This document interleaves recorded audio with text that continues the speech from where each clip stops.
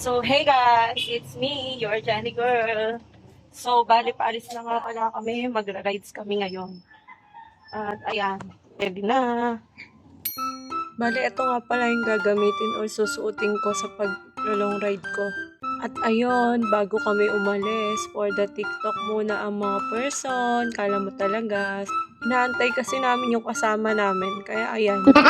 Si, nagra-ready na. Sama daw siya.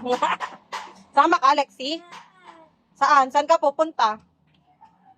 Saan ka pupunta? Swimming pool?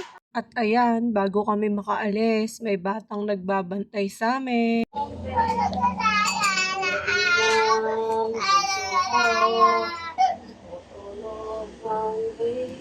At ayun, nung nakatulog ang pamangkin ko, ayun, nagmadali na talaga kami umalis. Hindi na ako nakapag-video. Bali, first stop namin is Santa Maria, Laguna mula Rizal. Dito, nagmerienda, kumain lang kami ng lomi.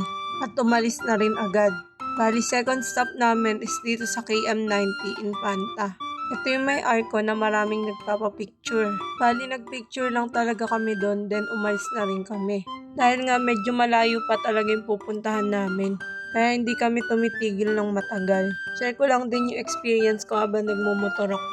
Masarap din pala siya sa feeling. Nako-compare ko siya sa pagdadrive ng kotse. Kasi marunong na ako mag-drive ng car. Yung motor ngayon ko lang natutunan.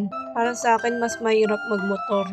Kasi pag nagmumotor parang kailangan kontrolado mo lahat. At kailangan magaling ka rin mag-balance.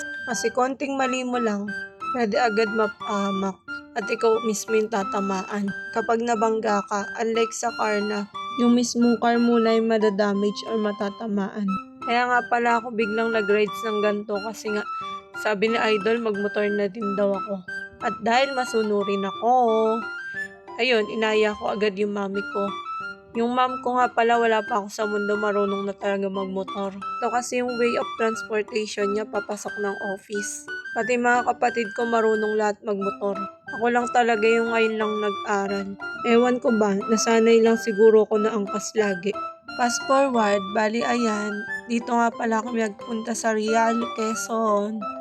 Dito nagpahinga lang din talaga kami saglit. Mga 1 hour siguro, then ayun, umuwi na rin kami. Literal na nag-long ride lang talaga. Yun lang naman, maraming salamat sa panonood.